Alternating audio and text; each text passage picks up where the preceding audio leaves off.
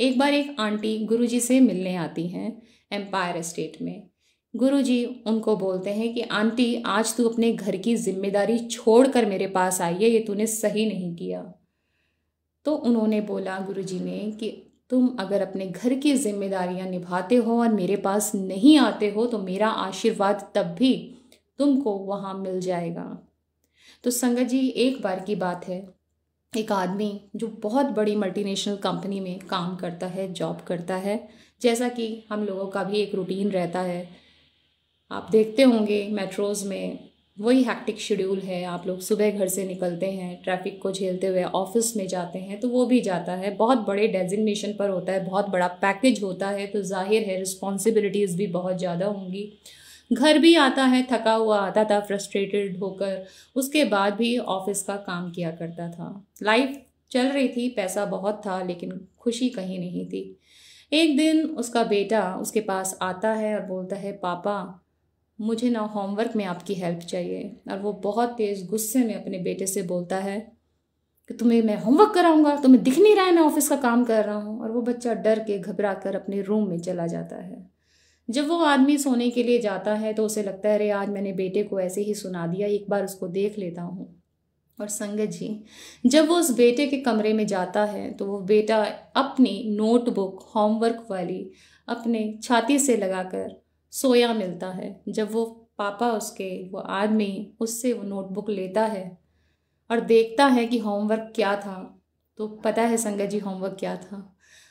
वो बच्चे को होमवर्क मिलता है कि ऐसे कुछ इंसिडेंट्स, ऐसे कुछ एग्जाम्पल्स बताइए जो चीज़ें आपको शुरू में अच्छी नहीं लगती पर बाद में धीरे धीरे अच्छी लगने लगती हैं। इसी होमवर्क को करने के लिए वो बच्चा अपने फादर के पास आता है उनसे हेल्प लेने के लिए। उस बच्चे ने उसमें कुछ पॉइंट्स लिखे थे, कुछ किया था, वो मैं आपके सामने बताती हूँ। उसने पहला पॉइंट लिखा, शुरू शुरू में मुझे सर्दियाँ अच्छी नहीं लगती क्योंकि सुबह सुबह उठकर नहाना पड़ता है और फिर स्कूल में जाना पड़ता है। पर बाद में जब मैं वो पहले सुबह देखता हूँ चमकती हुई तो मुझे इतना सुंदर लगता है कि भगवान ने मुझे एक नया दिन दिया और मैं फिर से अपने स्कूल में दोस्तों से मिल पाऊंगा।